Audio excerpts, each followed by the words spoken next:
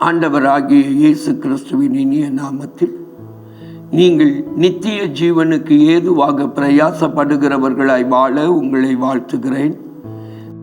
மத்தேயு எழுதின சுவிசேஷம் 7ஆம் அதிகாரம் 13வது வசனம் சொல்லுகிறது, கேட்டுக்கு போகிற வாசல் விரிவும் வழி விசாலமுமாயிருக்கிறது, அதன் வழியாய் பிரவேசிக்கிறவர்கள் அநேகர். என கண்பானவர்களே, நித்திய ஜீவனுக்கு போகிற வாசல் இடுக்கத்தின் வாசல். அந்த வாசலை குறித்து ஏற்கனவே தியானித்தோம்.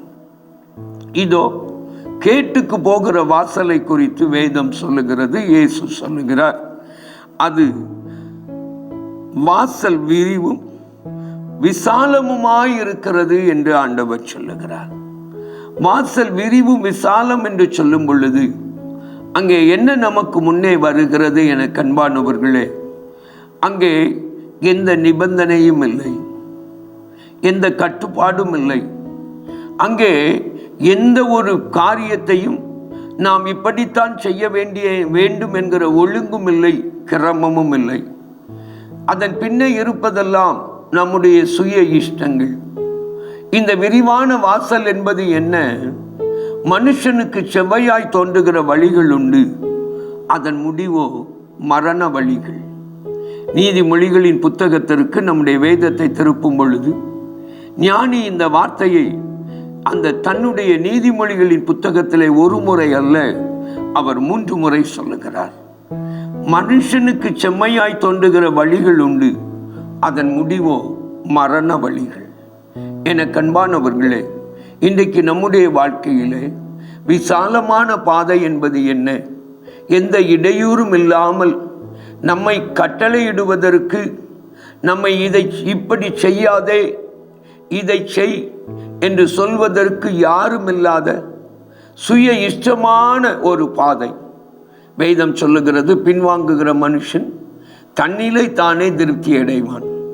நான் செய்கிற காரியங்கள் எல்லாம் சரி என்று வாழ்கிற ஒரு மனுஷனை குறித்து ஞானி சாலமோன் நீதிமொழிகளின் புத்தகத்திலே சொல்லுகிறார், தன்னிலை தானே திருப்தி அடைகிற மனுஷன் பின்வாங்குகிற மனுஷன்.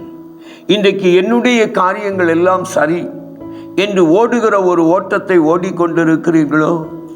என்னுடைய வாழ்க்கையை கர்த்தருக்கு முன்பாக நிறுத்தி நோக்குகிற ஒரு அனுபவம் இல்லாதிருக்கிறதோ? துன்மார்க்கரை குறித்து சங்கீதக்காரர் தாவீது சொல்லும் பொழுது இப்படி சொல்லுகிறார், துன்மார்க்கர் தங்களை கர்த்தருக்கு முன்பாக நிறுத்தி நோக்கார்கள். துன்மார்க்கர் தங்கள் தேவனுக்கு முன்பாக நிறுத்தி நோக்கார்கள் என்று வேதம் சொல்லுகிறது. இன்றைக்கு நம்மை தேவனுக்கு முன்பாக நிறுத்தி நோக்கி பார்க்காமல், நம்முடைய வழி இன்னதென்று ஆராய்ந்து பார்க்க இடம் கொடுக்காமல் தாவீது ஜெபிக்கிறார். வேதனை உண்டாக்கும் வழிகள் என்னிடத்தில் உண்டோ என்று என்னை ஆராய்ந்து பார்த்து நித்திய வழியிலே நடத்தும் என்று அவர் ஜெபிப்பது போல நாமும் ஜெபித்து அதற்கு அர்ப்பணிக்காமல் ஓடுவோமானால், என கண்பானவர்களே, அது வழி விரிவும் விசாலமுமான பாதை. நம்முடைய வாழ்க்கையை யோசித்து பாருங்கள், எப்படிப்பட்ட ஓட்டத்தை ஓடிக்கொண்டிருக்கிறோம்? நம்முடைய ஓட்டத்தை சற்று நிறுத்துவோம்.